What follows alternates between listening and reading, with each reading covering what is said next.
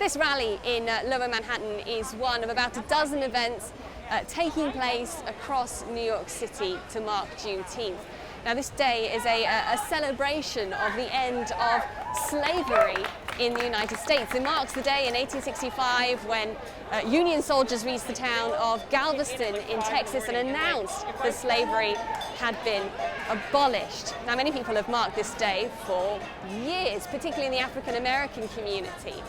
But this year it's taking place at a time when civil rights protests are being held on a daily basis across the United States.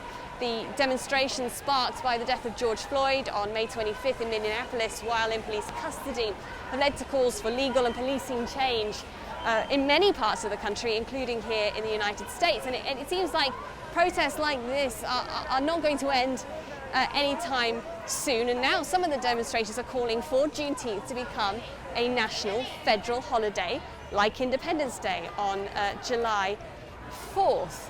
Now, there are this year many companies choosing to make this a paid day off for their employees, like Target and Twitter and Nike as well.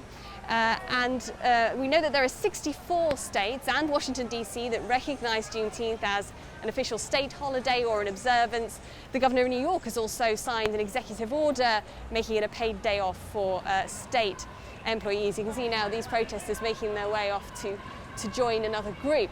There are actually a group of members of Congress who are proposing legislation to make Juneteenth a holiday across the country. Now, as well as marches like this, there are also events taking place online for people sheltering from COVID-19. And many of the people taking part in Juneteenth celebrations this year say it will be a mixture of celebration but also protest. Walton, CGTN, New York.